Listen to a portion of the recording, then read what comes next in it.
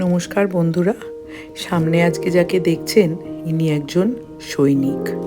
সৈনিক কথা বলতেই আমরা প্রত্যেক ভারতীয় নিজেদের গর্বিত মনে করি, কারণ এনারা প্রচণ্ড ঝড় জল ঠান্ডা গরম সব কিছু সয়ে নিজেরা দাঁড়িয়ে থাকেন আমাদের পাহারায়। তাই জন্যেই তো আমরা ঘরে শান্তিতে ঘুমোই। বইমেলায় চলতে চলতে হঠাৎই এনার সাথে আলাপ। দেখছিলাম উনি হাতে একটা বই নিয়ে অনেকের সাথে কথা বলছেন। আমাদের উৎসাহ দেখে উনিও আমাদের কাছে এগিয়ে এলেন। বললেন ওনার নাম প্রান্তিক চট্টোপাধ্যায়, আর ওনার হাতে লেখা বইটির নাম প্রাণ টিক টিক টিক। উনি নিজের চাকরি জীবনে অনেক যুদ্ধ অনেক কিছু দেখেছেন। শেষে উনি কার্গিল যুদ্ধেতেও গেছিলেন। উনি বলছিলেন ওনার সহযোদ্ধা প্রায় 500 জনকে দাঁড়িয়ে থাকা অবস্থা থেকে মাটিতে শুয়ে পড়া অবস্থায় দেখেছেন।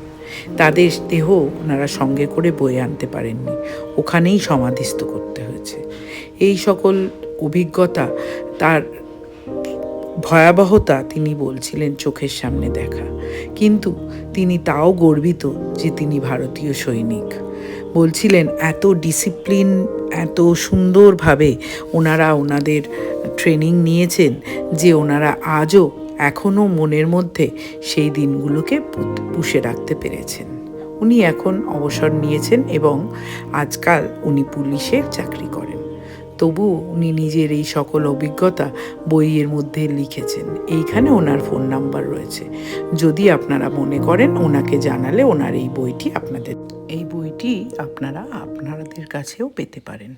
ওনাকে জানালে উনি বাই পোস্ট ওটি পাঠিয়ে দেবেন। ধন্যবাদ।